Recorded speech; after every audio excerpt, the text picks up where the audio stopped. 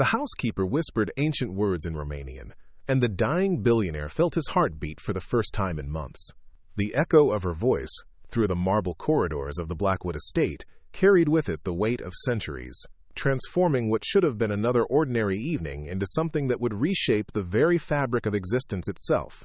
Before we jump back in, tell us where you're tuning in from, and if this story touches you, make sure you're subscribed, because tomorrow, I've saved something extra special for you. The grandfather clock in Damien Blackwood's study had been silent for 3 weeks now, ever since his latest collapse had left him too weak to wind it. At 42, the tech mogul who had revolutionized artificial intelligence and quantum computing could barely lift his arm to reach the water glass on his mahogany desk.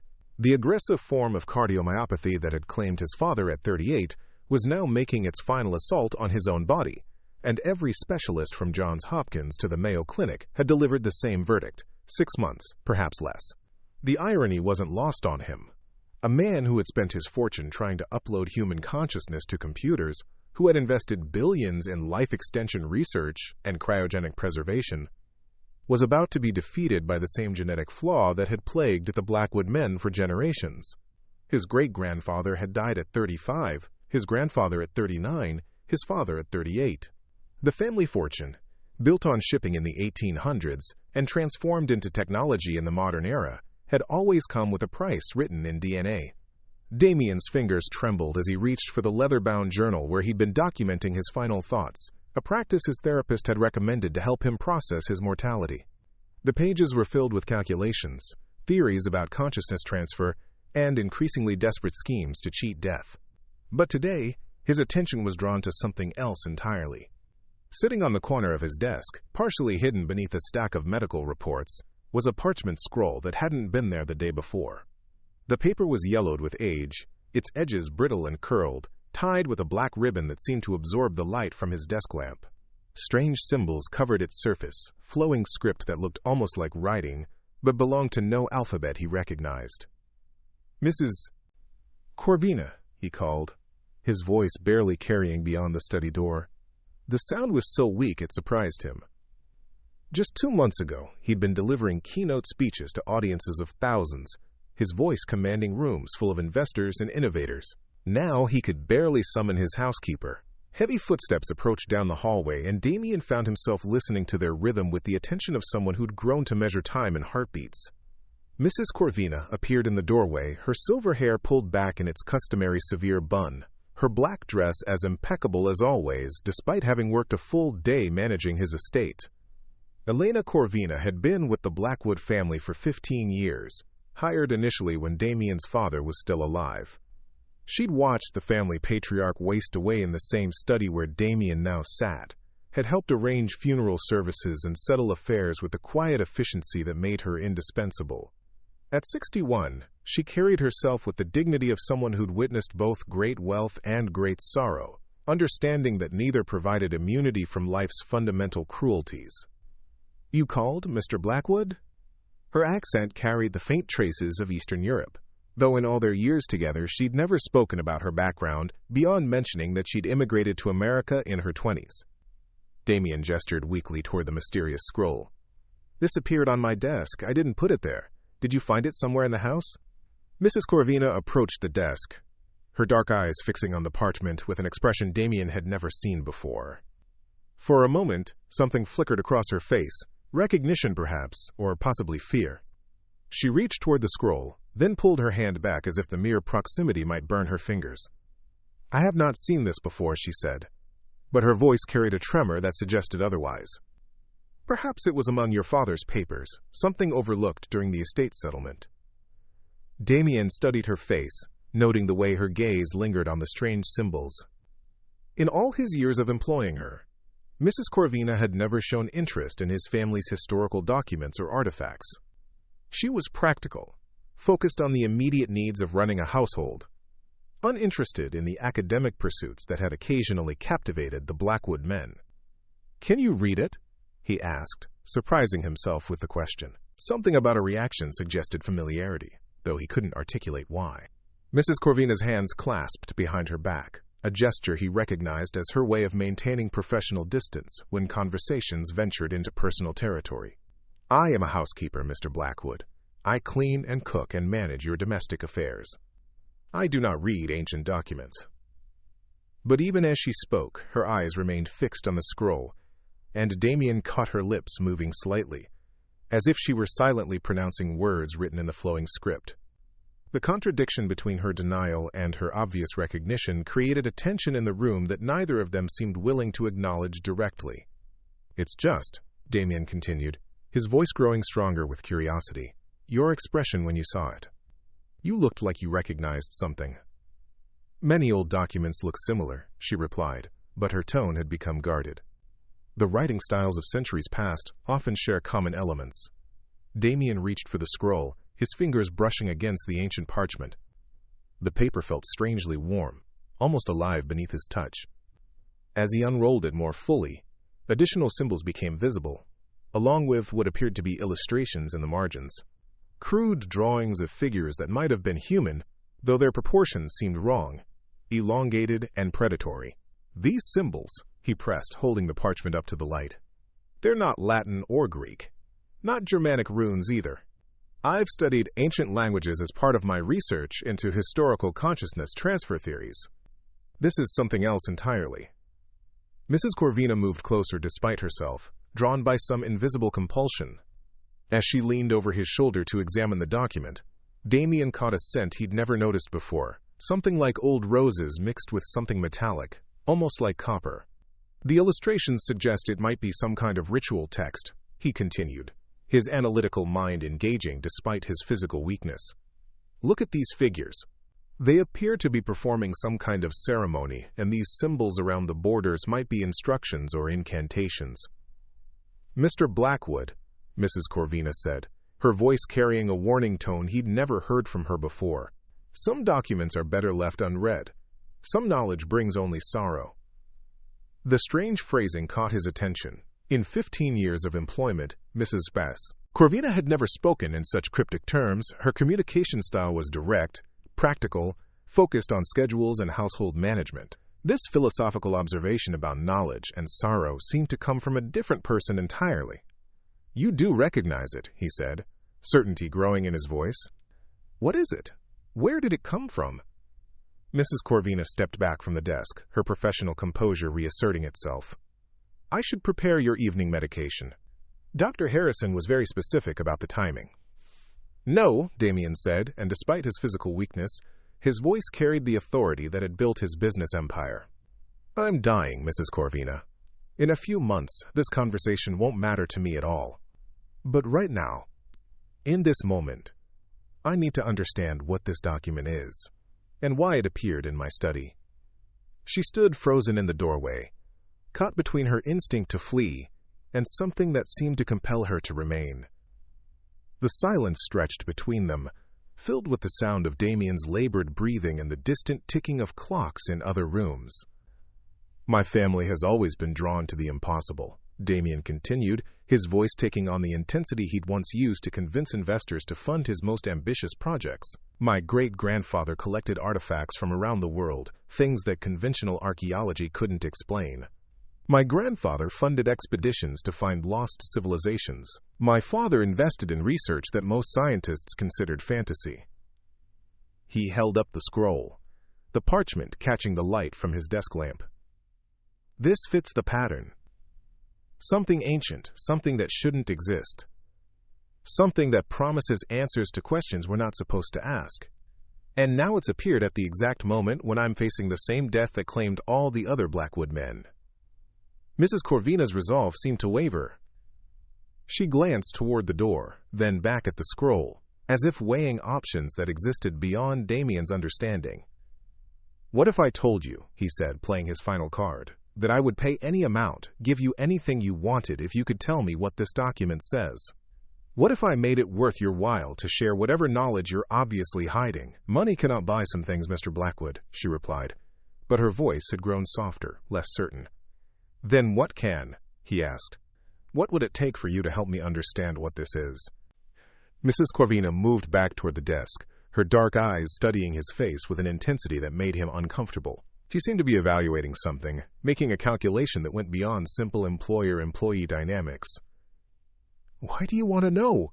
she asked finally. "What do you hope to gain from understanding an old document?"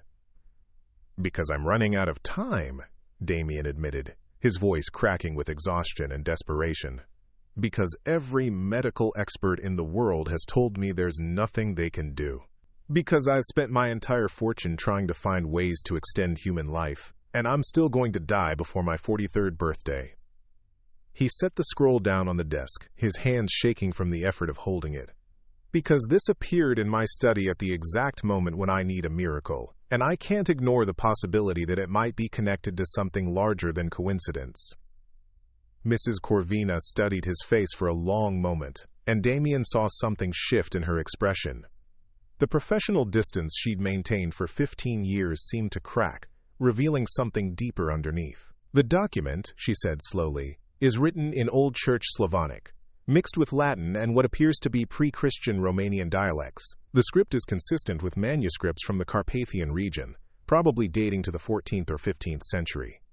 Damien's eyes widened. The specificity of her knowledge was staggering, far beyond what any housekeeper should possess. "How do you know that?" "Before I came to America," she said, settling into the chair across from his desk with the weariness of someone carrying a heavy burden, "I was a professor of medieval studies at the University of Bucharest. I specialized in religious manuscripts and folklore traditions of the Carpathian Mountains." The revelation hit Damien like a physical blow. In 15 years, he'd never asked about her background beyond her references and work history. He'd accepted her as simply an efficient housekeeper, never considering that she might have had an entirely different life before entering his family's service. "Why didn't you ever mention this?" he asked. "Because the past is sometimes better buried," she replied.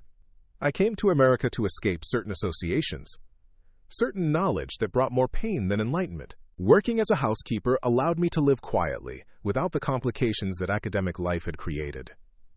Damien leaned forward, his illness temporarily forgotten in the face of this extraordinary discovery. "What kind of complications?" Mrs. Corvina's hands folded in her lap, and for the first time since he'd known her, she looked vulnerable. "My specialty was not merely medieval manuscripts, Mr. Blackwood.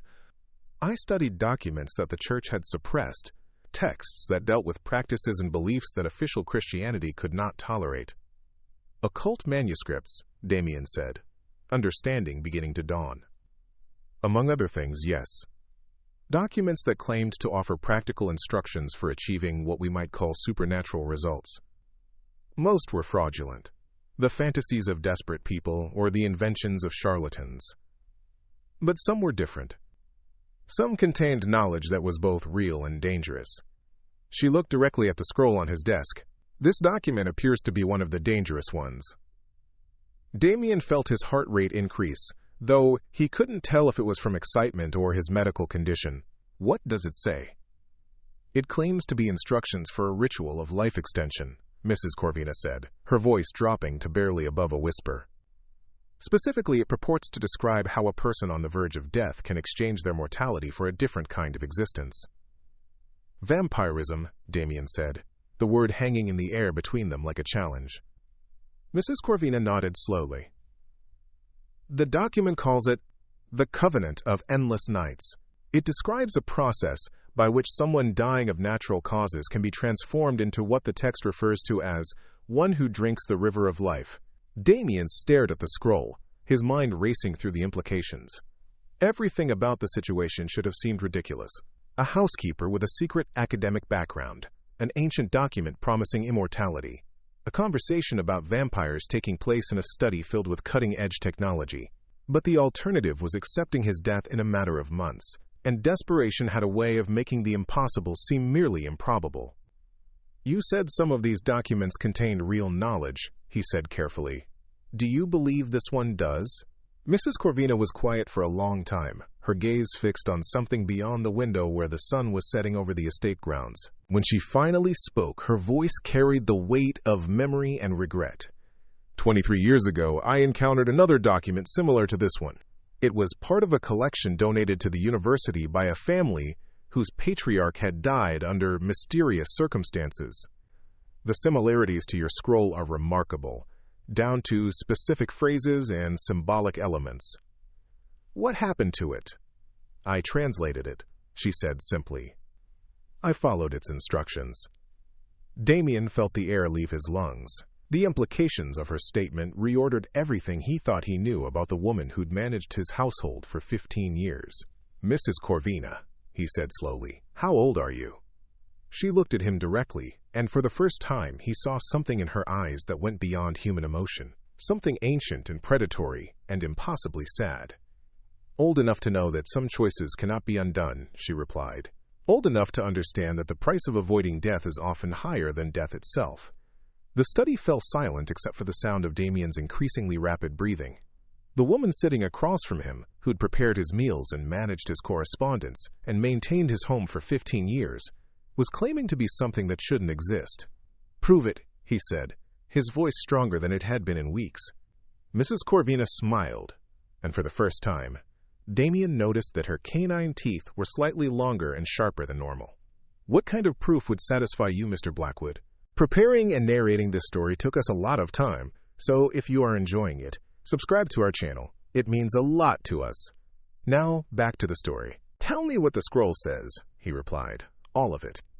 If you really are what you're claiming to be, then you understand the process it describes better than any scholar could. She reached for the scroll, her fingers moving across the ancient parchment with the familiarity of someone reading a familiar text. It begins with an invocation to what it calls the Lords of the Eastern Wind, entities that the text suggests have dominion over the boundary between life and death. As she spoke, her accent became more pronounced, and Damien realized that what he'd always taken for a faint European inflection was actually the result of someone whose first language belonged to a different century entirely. The ritual itself requires 3 elements, she continued. First, the subject must be dying of natural causes, their body already in the process of surrendering life. Second, the transformation must be performed during what the text calls the hour of blood, which corresponds to the period between sunset and complete darkness. She looked up at the window, where the last rays of sunlight were fading from the sky. Third, the ritual requires what it terms the willing gift of eternal blood, which must be provided by one who has already undergone the transformation. Damien followed her gaze to the window, understanding the significance of the timing. And you're saying you could perform this ritual? I'm saying that if you truly believe you have nothing left to lose, and if you're prepared to accept consequences that will extend far beyond your own existence, then yes, the knowledge exists to grant your request. The weight of the decision settled over him like a physical presence. Everything rational in his mind rebelled against what she was suggesting.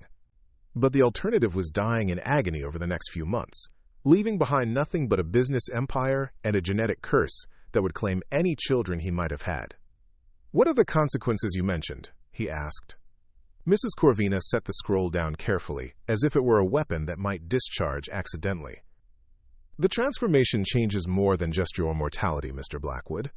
It alters your fundamental relationship with humanity. You will need to feed on human blood to maintain your existence, though not as frequently or dramatically as popular fiction suggests. She stood and moved to the window, looking out at the estate grounds where shadows were beginning to lengthen. More significantly, you will lose the ability to form normal human connections. The emotional capacity for love, friendship, and genuine compassion becomes muted, replaced by a kind of predatory calculation. You will see humans primarily as sources of sustenance, not as equals or companions. But you've worked for my family for 15 years, Damien pointed out. You've shown genuine care for our well-being. Have I? She asked, turning back to face him. Or have I simply performed the behaviors that ensure my safety and comfort? After 2 decades of this existence, I can no longer tell the difference between genuine emotion and learned mimicry. The honesty of her answer was more unsettling than any supernatural revelation. Damien tried to imagine existing for decades without the capacity for real human connection, and the prospect seemed almost worse than death. There are other consequences as well, Mrs. Corvina continued. Sensitivity to sunlight, though not the dramatic combustion that folklore suggests. An inability to enter homes without invitation, which creates practical complications. Most significantly, an aversion to religious symbols and consecrated ground that makes normal social interaction increasingly difficult. She returned to her chair, her movements carrying a fluid grace that Damien was only now recognizing as inhuman. The transformation also brings certain abilities that some might consider advantageous: enhanced physical strength and speed, accelerated healing, heightened senses, and what the scroll refers to as the power of compelling, which allows limited mental influence over others. Damien absorbed this information, his analytical mind cataloging the advantages and disadvantages like a business proposal. How long would the process take? The ritual itself requires approximately 1 hour, she replied. The actual transformation occurs over the course of 3 days, during which time you would experience what the text describes as, quote, the great dying. Your current condition would worsen dramatically as your body releases its hold on conventional life, but on the 3rd night you would emerge with your new nature fully established. And if something goes wrong during those 3 days, then you die, she said simply. But you were going to die anyway, Mr. Blackwood. The question is whether you're willing to risk death in exchange for the possibility of a different kind of existence. Damien closed his eyes, feeling the weight of his diseased heart struggling in his chest. The rational part of his mind insisted that he was considering something impossible, that his illness was affecting his judgment, that he should call Dr. Harrison and increase his medication rather than entertaining delusions about vampirism. But another part of him, the part that had built a technology empire by betting on impossible innovations, recognized an opportunity when he saw one. The woman sitting across from him had just offered him something that no amount of money or medical expertise could provide: a way out of the genetic death sentence that had claimed every Blackwood man for generations. Mrs. Corvina, he said, opening his eyes to meet her gaze, if I asked you to perform this ritual, would you do it?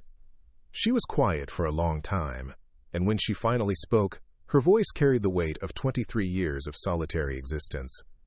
Mr. Blackwood, I have spent more than 2 decades regretting the choice I made to avoid death. I have watched the sun set every day knowing that I will never again experience the simple pleasure of morning light on my face.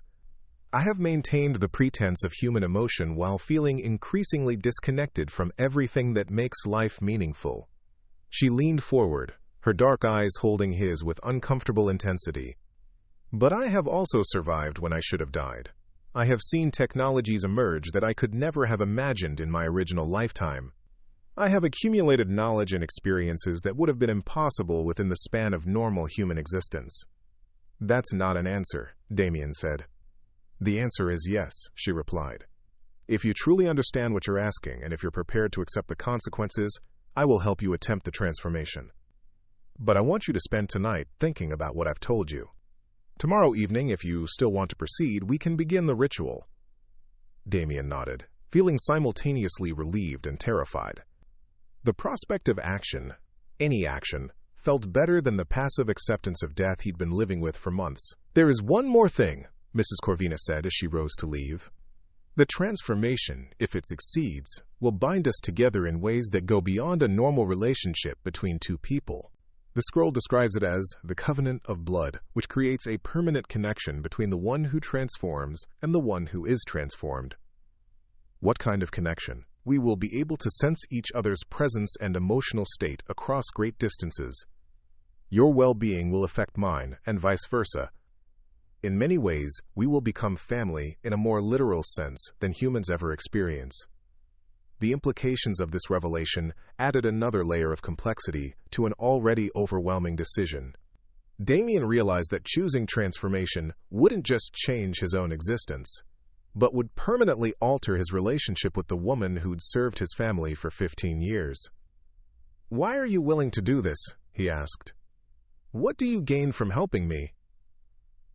Mrs. Corvina paused in the doorway, her silhouette framed by the light from the hallway. "Perhaps the companionship of someone who shares my condition. Perhaps the opportunity to do something meaningful with the endless time I've been given. Or perhaps simply the relief of no longer carrying this knowledge alone." She turned back to face him one last time. "Think carefully about your decision, Mr. Blackwood. Once the transformation begins, there is no possibility of changing your mind." After she left, Damien sat alone in his study, as darkness settled over the estate. The scroll lay open on his desk, its ancient symbol seeming to shift and move in the lamplight. He thought about the genetic curse that had claimed his father, grandfather, and great-grandfather, all dying before they could see their children reach adulthood. He thought about the business empire he'd built, the technological innovations he'd funded, the dreams of uploading human consciousness to achieve digital immortality. All of it would be meaningless if he died in 6 months, just another Blackwood man defeated by defective DNA. But Mrs. Corvina's warnings echoed in his mind as well. The loss of emotional capacity, the predatory relationship with humanity, the isolation of existing outside normal human connection. Was survival worth the price of becoming something that could no longer fully appreciate what it meant to be alive? As midnight approached, Damien realized that he'd already made his decision. The moment Mrs. Corvina had revealed her true nature and offered him a choice, the outcome had become inevitable. He was a Blackwood, and Blackwood men had always chosen to gamble everything on impossible dreams rather than accept conventional limitations. Tomorrow evening he would either die, attempting to cheat death, or he would become something that had never been meant to exist. Either outcome seemed preferable to spending his remaining months watching his body slowly surrender to the same disease that had claimed his ancestors. He rolled up the ancient scroll and placed it in his desk drawer, then made his way slowly to his bedroom. Tomorrow would bring the most important decision of his life, and possibly the last decision he would make as a human being. But tonight, for the first time in months, Damien Blackwood fell asleep, without the fear of death hanging over him like a shadow. In her own quarters on the other side of the estate, Elena Corvina stood at her window watching the moon rise over the grounds she'd maintained for 15 years. She thought about the young professor she'd once been, full of curiosity about ancient mysteries, and convinced that knowledge was always preferable to ignorance. She thought about the night 23 years ago when she discovered her own scroll in a university archive, and the desperation that had driven her to follow its instructions when cancer had begun consuming her body. She remembered the 3 days of agony as her human life ended and something else began, and the decades of loneliness that had followed. Tomorrow, she might create another being like herself, sharing the burden of immortality and the curse of emotional isolation. The prospect filled her with something that might have been anticipation, though after 23 years of muted feelings, she could no longer be certain. What she could be certain of was that Damien Blackwood would make the choice she expected him to make. She'd watched him build his business empire through calculated risks and ambitious gambles, and she recognized the same drive that had led her to attempt her own transformation decades ago. By tomorrow night, either he would be dead, or they would both be changed in ways that neither of them could fully anticipate. The ancient covenant described in the scroll would bind them together in a relationship that went beyond anything either had experienced in their human lives. As the moon reached its zenith, Mrs. Corvina began preparing for what would be either a funeral or a birth, depending on how successfully the ancient words could bridge the gap between death and whatever came after. The sun had barely set when Damien found himself standing in the estate's wine cellar, watching Mrs. Corvina arrange candles in a pattern that seemed to follow the symbols from the ancient scroll. The underground chamber, carved from stone when the mansion was built in 1847, had always felt cold and isolated. Tonight, it carried an atmosphere of profound transformation, as if the very walls understood they were about to witness something that existed beyond normal human experience. His decision had crystallized during the sleepless hours before dawn. Every rational argument against the ritual had crumbled beneath the simple reality that conventional medicine offered him nothing but a slow, painful decline toward the same death that had claimed every Blackwood man before him. The prospect of becoming something inhuman seemed preferable to becoming nothing at all. Mrs. Corvina had spent the day making preparations with the same methodical efficiency she'd always brought to household management. But now, as she moved through the cellar arranging ceremonial elements, Damien saw her differently. The precise movements, the unnatural grace, the way she seemed to navigate the darkness without any apparent difficulty, all spoke to abilities that went far beyond human limitations. "The ritual must begin within the next hour," she said, checking the alignment of the candles against markings she'd drawn on the stone floor with what appeared to be white chalk. "The scroll is specific about timing. The transformation can only be attempted during what it calls the convergence of shadows, which occurs in the first 2 hours after sunset." Damien studied the elaborate pattern she'd created. The symbols matched those from the parchment, but seeing them reproduced in 3 dimensions gave them a weight and significance that had been missing from the flat manuscript. The arrangement suggested a kind of sacred geometry, as if the physical space itself needed to be transformed before it could serve as a bridge between human mortality and whatever lay beyond. "How many times have you done this?" he asked, settling into a heavy wooden chair she'd positioned at the center of the pattern. Never, Mrs. Corvina replied, her honesty cutting through any illusions he might have harbored about her experience. My own transformation was performed by someone else, someone who disappeared shortly afterward. I've studied the scroll extensively since acquiring it, but you would be the first person I've attempted to guide through the process. The admission should have terrified him, but instead, it created a strange sense of shared risk. They would be entering unknown territory together, both gambling their existence on knowledge that might prove incomplete or incorrect. What happened to the person who transformed you? Damien asked. Mrs. Corvina paused in her preparations, her hands still for the first time since they'd entered the cellar. Professor Nikolai Dracul claimed to be descended from the historical Vlad Tepes, though I never knew whether to believe him. He appeared at the university during my final semester of illness, offering to help when conventional treatment had failed. She resumed arranging the ritual elements, but her movements had become more deliberate, as if the memory required careful handling. The transformation succeeded, but the connection the scroll describes between creator and created proved more intense than either of us had anticipated. For 3 months we existed in a kind of mental symbiosis, sharing thoughts and emotions in ways that made individual identity almost impossible to maintain. That doesn't sound entirely unpleasant, Damien observed. It wasn't, she agreed, but it also wasn't sustainable. The human mind, even when transformed, isn't designed to exist as part of a collective consciousness. Professor Dracul eventually chose to sever the connection through methods I don't fully understand, and afterward, he vanished completely. She looked up from her work, meeting his eyes directly. I've spent 23 years wondering whether he destroyed himself to free me from the bond, or whether he simply grew tired of sharing his existence with someone else. Either way, I learned that the connections created by this ritual are more complex and demanding than the scroll indicates. Damien absorbed this information, adding it to his growing understanding of what he was choosing to become. The prospect of sharing consciousness with Mrs. Corvina didn't frighten him as much as it probably should have. After months of facing death alone, the idea of genuine connection, even supernatural connection, held appeal that outweighed the risks. Are you prepared to deal with that kind of bond again? He asked. Mrs. Corvina finished her preparations and moved to a position directly across from him within the pattern of symbols. Mr. Blackwood, I've spent more than 2 decades existing in complete emotional isolation. The possibility of connection, even connection that proves difficult to manage, seems preferable to the alternative. She withdrew the scroll from a leather portfolio and unrolled it carefully, the ancient parchment seeming to glow in the candlelight. However, I want you to understand that once we begin this process, the bond between us will be permanent. Even if we choose to live separately afterward, we will always be able to sense each other's presence and general emotional state. Like a supernatural marriage, Damien said, attempting humor to mask his growing nervousness. Something like that, she agreed, though her expression remained serious. The scroll describes it as the covenant of eternal blood, which suggests a connection that goes beyond normal human relationships. We will become family in a way that transcends conventional understanding. Damien nodded his acceptance, and Mrs. Corvina began to read from the scroll in a language that sounded like Latin, mixed with something much older.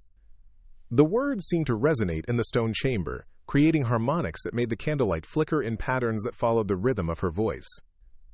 As she spoke, Damien felt his heart rate begin to slow, not from cardiac failure, but from something that seemed to be drawing his life force toward a different kind of existence. The sensation was simultaneously frightening and oddly peaceful, as if his body was finally ready to release its hold on a mortality that had become increasingly burdensome. Mrs. Corvina's voice grew stronger as the incantation continued, and Damien noticed that her appearance was subtly changing. Her skin seemed to grow paler and more luminous, her dark eyes taking on a depth that suggested infinite space rather than normal human vision. Most notably, her canine teeth had extended into the pronounced fangs that folklore associated with her kind. The transformation in her appearance should have been terrifying, but instead, it filled Damien with anticipation. This was what he would become. Something that existed beyond the limitations of human biology, free from the genetic curse that had claimed his ancestors. As the ritual reached its climax, Mrs. Corvina approached his chair and knelt beside him. The final element requires the voluntary exchange of blood, she explained, her voice now carrying harmonics that seemed to bypass his ears and speak directly to his nervous system. "I will take a small amount from you, and then you must accept the same from me." The scroll warns that this exchange will immediately begin the process of transformation, and that the physical effects will be both dramatic and irreversible.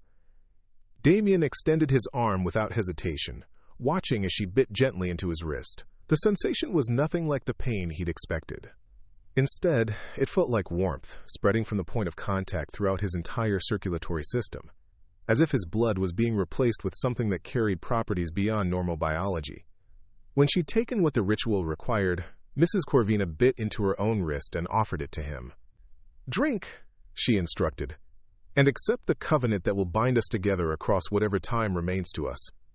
The taste of her blood was unlike anything Damien had ever experienced. It carried flavors that seemed to bypass his taste buds entirely, speaking directly to deeper parts of his nervous system, with sensations that registered as music, color, and emotion, rather than conventional flavor. More importantly, it brought with it knowledge, understanding that flowed into his consciousness like water filling an empty vessel.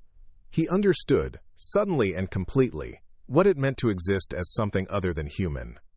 The predatory instincts that would replace normal emotional responses. The enhanced physical capabilities that would compensate for lost humanity. The way time would stretch differently when measured in centuries rather than decades. Most significantly, he felt Mrs. Corvina's consciousness touching his own, not invasively, but with the gentle pressure of someone offering comfort to a friend. Through their connection, he experienced her memories of transformation, her decades of adaptation to inhuman existence, and her careful cultivation of the emotional mimicry that had allowed her to function in human society. The exchange of blood completed the ritual, and Mrs. Corvina helped him return to his chair as the supernatural energies began to fade from the cellar. "The transformation will progress over the next 3 days," she explained, though her voice now seemed to come from both outside and inside his own mind. "Your human physiology will shut down systematically, but the process won't be as traumatic as natural death because your consciousness will already be transitioning to its new configuration." Damien nodded, feeling the first waves of change beginning to move through his body. His heart rate had slowed dramatically, but instead of the weakness that usually accompanied cardiac distress, he felt a strange kind of potential energy building in his muscles and nervous system. "What should I expect during the transition?" he asked. "The first day will feel similar to severe illness," Mrs. Corvina replied, beginning to extinguish the ritual candles. "Your body temperature will drop, your breathing will become irregular, and you'll experience something resembling delirium as your brain chemistry adjusts to its new configuration." She helped him stand, and Damien was surprised to find that his physical weakness had already begun to diminish.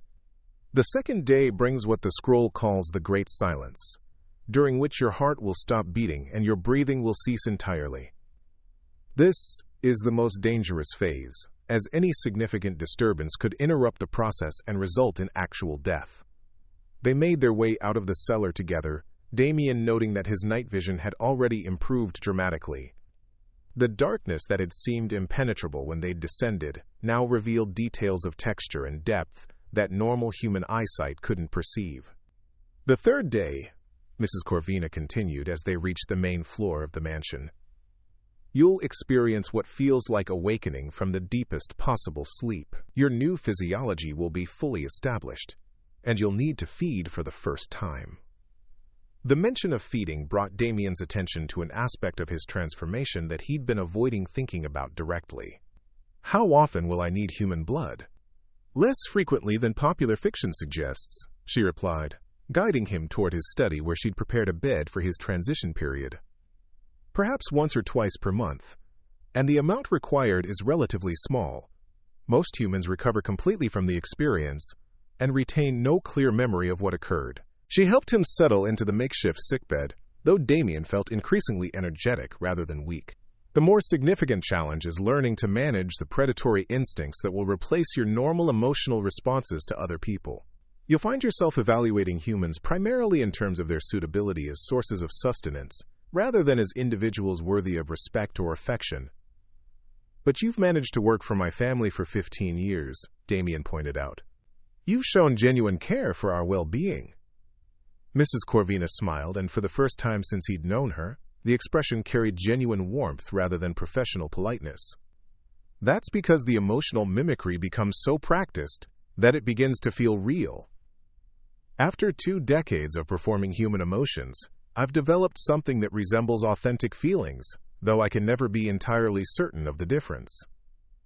As she spoke, Damien became aware of their supernatural connection, providing him with direct access to her emotional state. What he sensed was complex beyond normal human experience, layers of calculated behavior built on top of something that might have been genuine affection, all of it filtered through decades of adaptation to inhuman existence. Through our bond, she continued, apparently sensing his exploration of their connection, we'll be able to share emotional experiences in ways that might help both of us develop more authentic responses. The scroll suggests that paired transformations create possibilities for emotional development that solitary vampires can't achieve. The first wave of physical transformation hit Damien suddenly, a sensation like ice water replacing the blood in his veins. His vision blurred momentarily, then cleared with a sharpness that revealed details of the room he'd never noticed before. Every texture, every subtle variation in color and shadow became visible with startling clarity. "It's beginning," Mrs. Corvina observed, monitoring his condition with the attention she'd once given to household management schedules. "Try to relax and allow the process to proceed naturally. Fighting the changes will only make them more difficult to endure." Damien closed his eyes and focused on the sensations moving through his body. His heartbeat had slowed to perhaps 30 beats per minute, but each beat seemed to pump something more potent than normal blood through his circulatory system. His breathing had become shallow and irregular, but he found that he needed far less oxygen than usual to maintain consciousness. Most remarkably, the cardiac symptoms that had plagued him for months were disappearing entirely. The chest pain, the shortness of breath, the crushing fatigue that had made normal activities impossible, all of it was being replaced by a sense of physical potential that he hadn't experienced since his 20s. "The genetic defect that's been killing me," he said, opening his eyes to look at Mrs. Corvina. "It's being corrected, isn't it?" "The transformation doesn't simply overlay vampiric traits onto human physiology," she explained. "It completely replaces your biological systems with something designed for indefinite survival. Genetic disorders, chronic illnesses, even old injuries are eliminated during the process." The implications were staggering. Not only would he avoid the death that had claimed his ancestors, but he would be free from the physical limitations that had defined his entire adult life. The prospect of existing in a body that functioned without pain or weakness seemed almost too extraordinary to believe.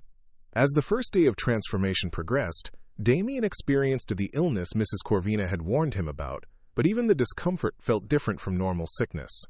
Instead of the weakness and misery of human illness, this felt like controlled demolition, his body systematically dismantling old systems to make room for new ones. Mrs. Corvina remained with him throughout the process, monitoring his condition and offering reassurance when the changes became particularly intense. Through their supernatural bond, she shared her own memories of transformation, helping him understand that what he was experiencing was normal and necessary.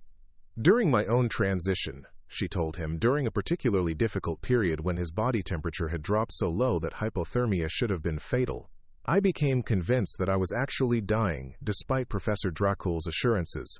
The sensation of human physiology shutting down is so complete that it's difficult to believe anything could replace it." Damien found her presence comforting in ways that went beyond normal human companionship. Their connection allowed her to share not just information but actual sensations, so that he could experience her confidence and calm directly, rather than simply hearing her reassurances. The second day brought the complete cessation of heartbeat and breathing that she'd predicted. For several hours, Damien existed in a state that would have registered as clinical death by any medical standard, yet his consciousness remained clear and alert. During this period, he became aware of sensory capabilities that normal humans didn't possess.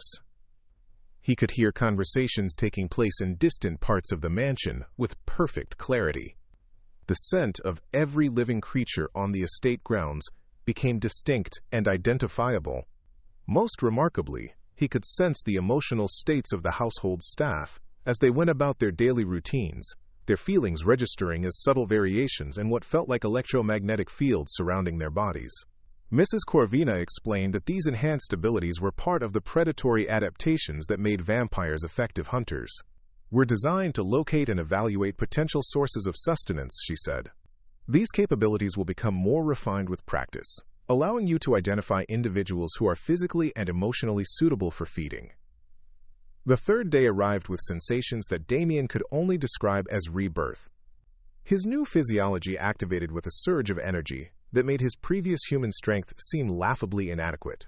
When he sat up in bed, the movement was so fluid and effortless that he briefly wondered if he'd become weightless. His vision had improved beyond simple clarity to include sensitivity to infrared and ultraviolet spectrums that revealed aspects of the world invisible to human perception. His hearing now included frequencies both above and below normal human range, creating a sonic landscape rich with information about his environment. Most importantly, the crushing weakness and pain that had defined his recent months had been replaced by a sense of physical potential that seemed almost unlimited. When he stood and walked across the room, his movements carried a predatory grace that felt completely natural, despite being entirely unlike his previous human coordination. "How do you feel?" Mrs. Corvina asked, though their supernatural connection was already providing her with direct access to his emotional state. "Like I've been living my entire life with a blindfold and earplugs," Damien replied, marveling at the richness of sensory input that his enhanced perception was providing. "Everything is so much more vivid and detailed than I ever imagined possible. The sensory enhancements are among the most immediately noticeable changes," she agreed. "But you'll also find that your physical capabilities have improved dramatically. Vampiric strength, speed, and agility are substantially greater than human norms." To demonstrate, she moved across the room in a blur of motion that human eyes couldn't have followed, arriving at the bookshelf and returning to his side in what felt like a fraction of a second. Damien attempted to replicate the movement and found that his new physiology responded with fluid efficiency that made normal human locomotion seem clumsy by comparison. "The feeding requirement will assert itself within the next few hours," Mrs. Corvina continued, helping him understand the practical aspects of his new existence. "The sensation is similar to extreme thirst, but specifically focused on the need for human blood. The first feeding is particularly intense, as your system needs to fully establish its new metabolic patterns." As if summoned by her words, Damien became aware of a growing hunger that felt unlike anything he'd experienced as a human. It wasn't the simple physical discomfort of needing food, but something deeper and more urgent, as if his entire being was oriented toward acquiring a specific type of sustenance that only human blood could provide. "How do we manage the feeding without harming anyone?" he asked, recognizing that this aspect of vampire existence would require careful planning and ethical consideration.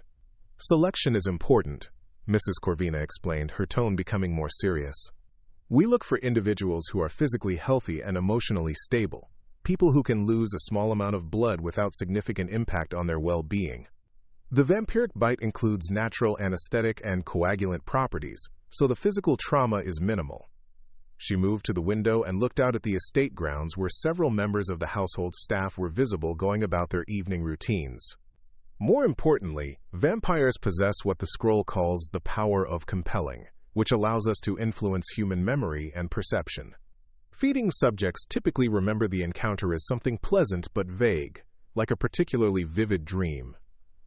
The ethical implications of this ability troubled Damien, even as he recognized its practical necessity. Isn't that a violation of their autonomy? Less so than allowing them to retain traumatic memories of being attacked by something they can't understand, Mrs. Corvina replied.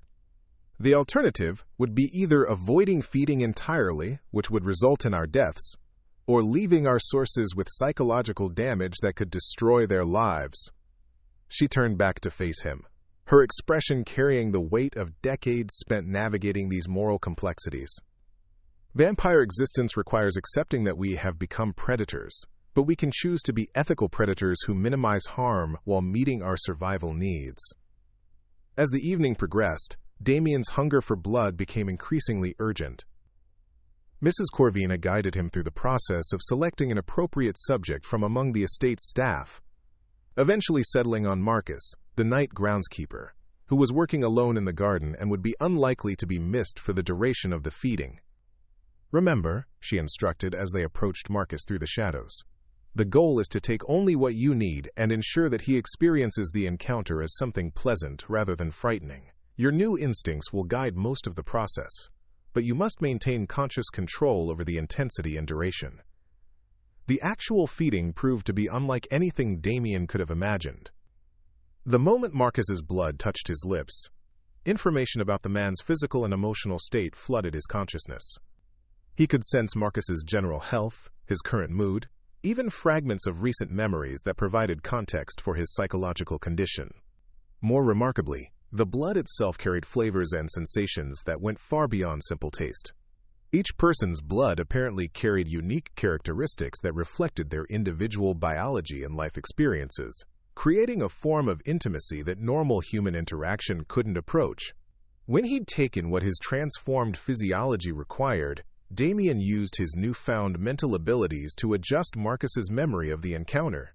Instead of recalling being approached by his employer and bitten on the neck, Marcus would remember having a pleasant conversation about garden maintenance before returning to his work with a vague sense of satisfaction and well-being. "How do you feel?" Mrs. Corvina asked as they returned to the mansion. "Complete," Damien replied, recognizing that this was the most accurate description of his current state. The urgent hunger had been satisfied, but more than that, he felt as though he'd finally achieved the physical and mental configuration he was meant to possess. The days that followed brought rapid adaptation to his new existence. Damien discovered that his enhanced physical capabilities extended far beyond simple strength and speed.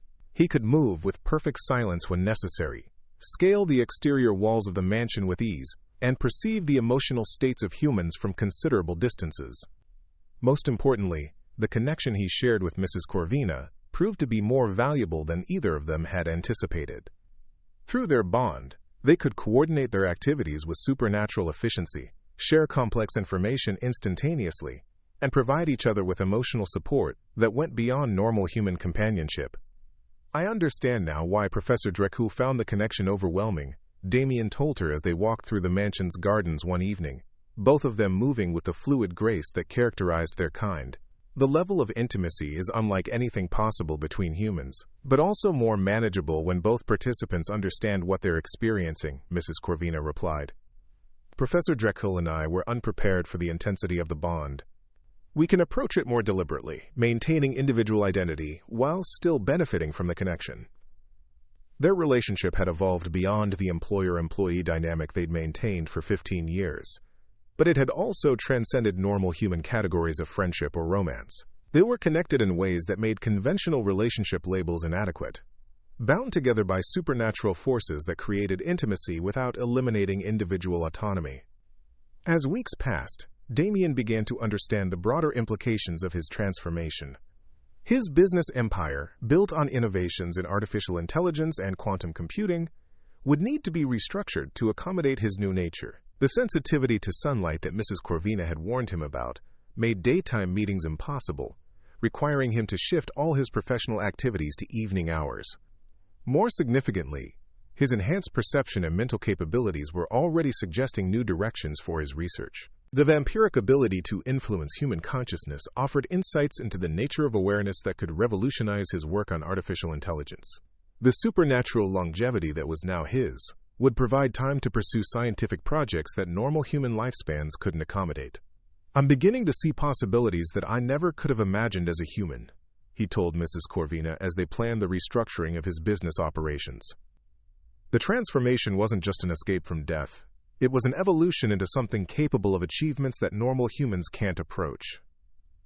"That's the compensation for what we've lost," she agreed. "The emotional limitations and social isolation are balanced by capabilities that open entirely new categories of experience and accomplishment." Their evening conversations, conducted through a combination of spoken words and direct mental communication, covered topics that ranged from practical concerns about managing their feeding requirements to philosophical discussions about the nature of consciousness and the ethics of supernatural existence. Through their connection, Damien gained access to Mrs. Corvina's accumulated knowledge from 23 years of vampiric existence, while she benefited from his analytical approach to problems and his resources for implementing solutions. Together, they began developing systems for managing their predatory needs while minimizing impact on their human sources. Most importantly, they were creating something that neither had possessed during their human lives: a genuine partnership between equals who understood each other completely. The transformation had given them not just enhanced physical capabilities and extended lifespans, but the opportunity to explore forms of connection that transcended normal human limitations. As the seasons changed, and Damien adapted fully to his new existence, he began to understand that Mrs. Corvina's offer to perform the transformation ritual had been motivated by more than simple compassion for his terminal illness. She had recognized in him the potential for the kind of companionship that her solitary vampiric existence had been missing. The ancient scroll had promised immortality, but it had delivered something far more valuable: the chance to become part of something larger than individual survival. Through their supernatural bond, Damien and Mrs. Corvina had become a family unit unlike anything possible within the constraints of normal human biology. Standing together in the mansion's observatory one evening, watching the stars through enhanced vision that revealed celestial details invisible to human perception, Damien reflected on the journey that had brought him from terminal illness to supernatural existence. The genetic curse that had claimed every Blackwood man for generations had been not just defeated, but transformed into the catalyst for evolution beyond human limitations. The scroll's promise had been fulfilled, but in ways that went far beyond simple life extension. Damien Blackwood had become something that could pursue achievements impossible within normal human constraints, bound to a companion who shared both his enhanced capabilities and his understanding of what it meant to exist beyond conventional mortality. The future stretched before them, measured not in decades but in centuries, filled with possibilities that neither could have imagined during their human lives. Together, they would explore the full potential of their transformed existence, creating new forms of achievement and connection that honored both what they had gained and what they had chosen to leave behind. Up next, you've got two more standout stories right on your screen. If this one hit the mark, you won't want to pass these up. Just click and check them out.